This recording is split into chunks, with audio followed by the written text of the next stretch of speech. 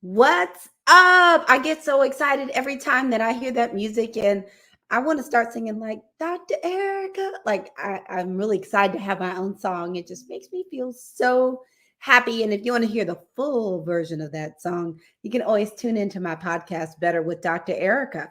Well, tonight I have something special for you beyond the fact that it is Tuesday. So, first thing we need to do is celebrate that we are seeing each other above ground today on this wonderful Tuesday. So I want to say thank you for coming. It is great to see you. So I'm your host, Dr. Erica, Harvard trained, double board certified psychiatrist and integrative lifestyle coach. I'm on a mission to help you be better, do better, and live better. I do that through my adult telepsychiatry, my books, including Fix Your Fairy Tale, A Woman's Guide to a Great Life, Love, and Legacy, my speaking, and my podcast, Better with Dr. Erica. I do all of this to help busy people like you that show up at work and show up at home and show up for your family, show up for your friends, show up for your community, but often don't show up for yourselves. I do that to put you back into your life. So that is what I do. And I'm just honored to have you here. Thank you so much for coming, Dr. Jada. It is always lovely to see you. It always makes my heart feel super warm. So, welcome to Growth Groove with Dr. Erica. You know, I come in here on Tuesday nights at 7 p.m. Eastern. And Tuesdays are always a great day for me because they start out with my podcast release Tuesday mornings. And then I come and see you Tuesday nights. So, technically, Tuesday should be Dr. Erica Day. So, the first thing I want you to do is as you come in, do me a favor, let me know where you are watching from. The next thing I want to do is one bit of housekeeping before we get into it. The first part of housekeeping that I have to do is to say, if you know someone that needs this, please tag them. If you know someone that needs this, please share. Sharing is caring. And the last thing, if you're watching it later, don't even worry about it. Just take hashtag replay in the comments. Now, you know this Facebook algorithm has been cutting a fool lately, cutting an entire fool. So what we're going to do real quick is I just need to quickly confirm that we are actually really showing up because sometimes it's like you think you're showing up and you're like, am I showing up? Am I really showing up? We showing up?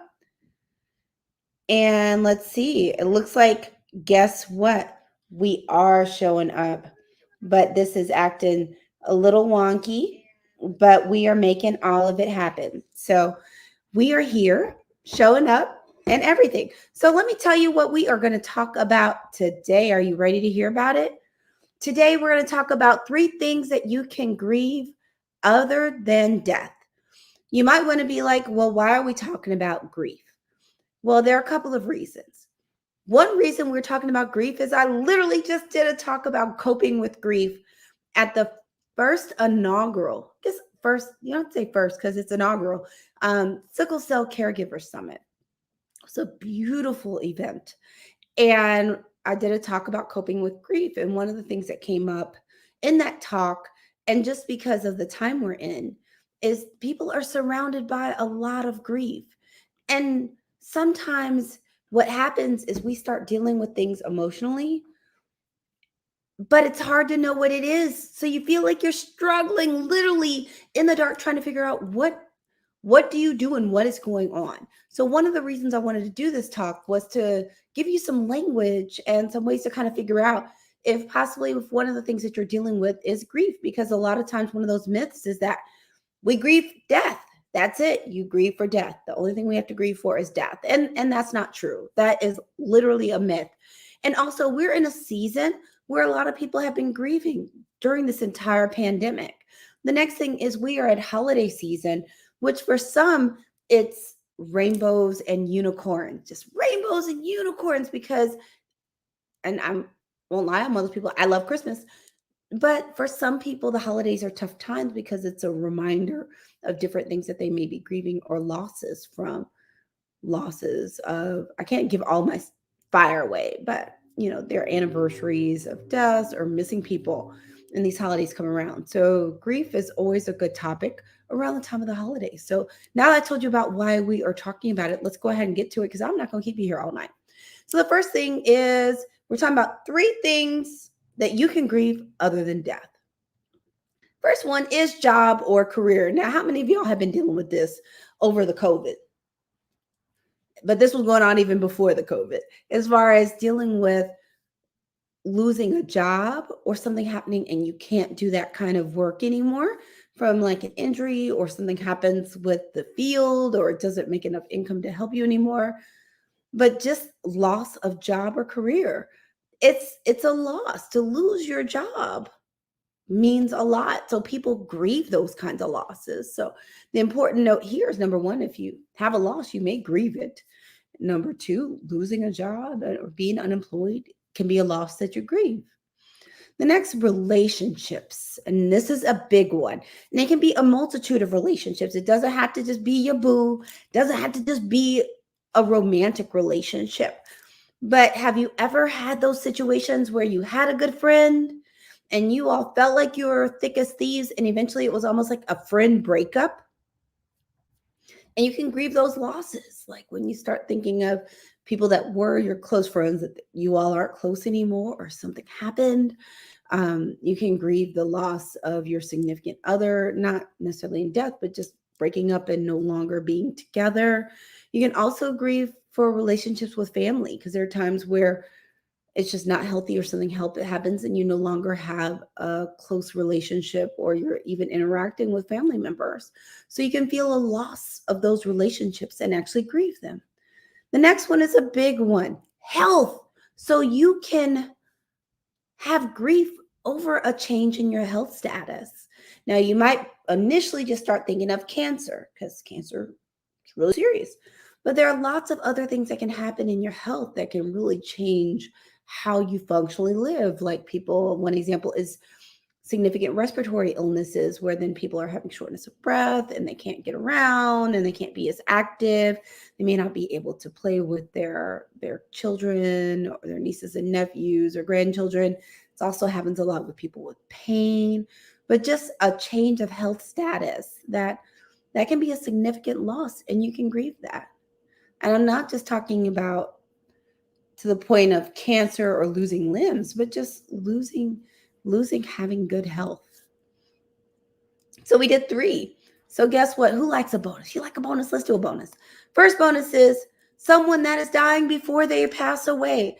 I don't know how many of you out there have experienced where the grief process actually starts before the person passes away.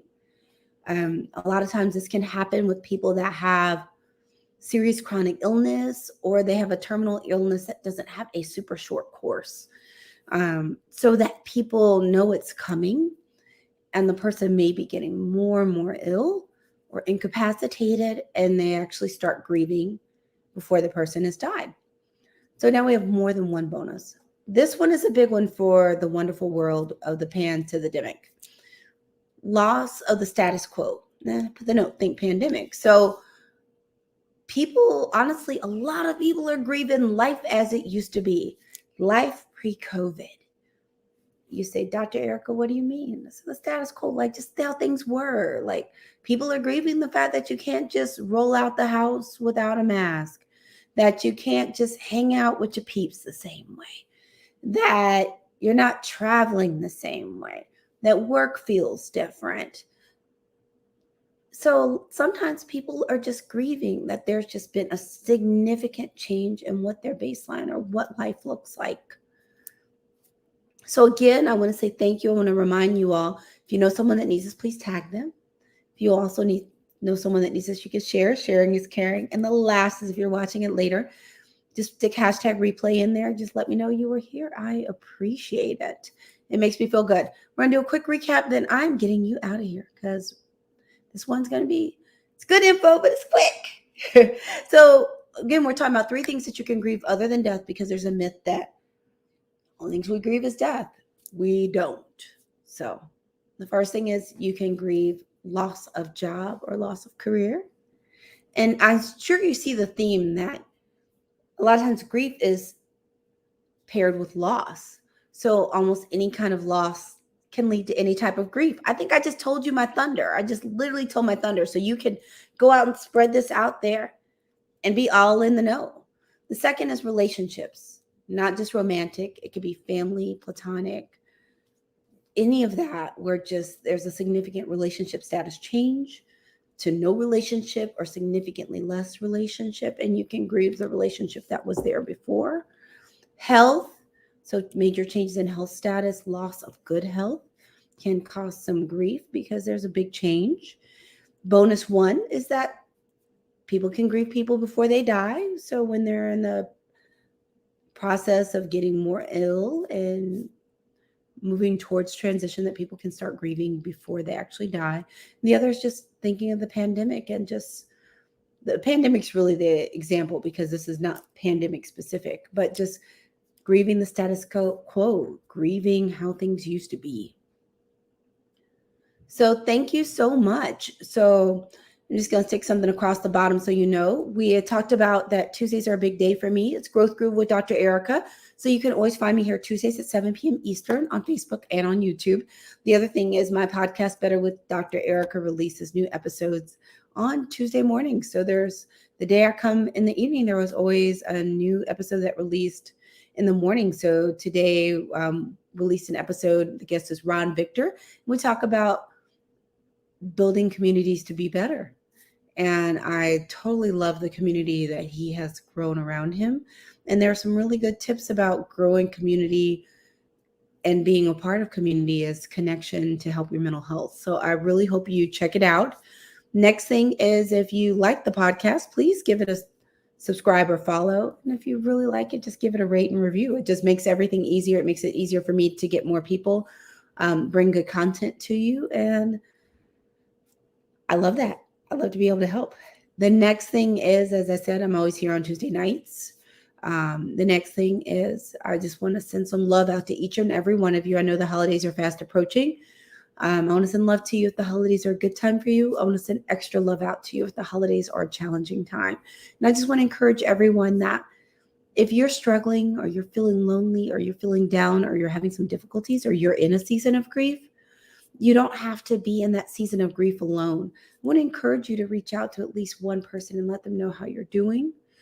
That will also give them permission to be able to help and support you. Also, it helps you not feel lonely if loneliness is a part of your grief process. So that's what I got for you tonight. I just want to send out a little love, tell you of your usual prescription to call at least one person and tell them that you love them. I bet they'll tell it to you back. I'll be back next Tuesday. Can't wait to see you, and take care, and good night.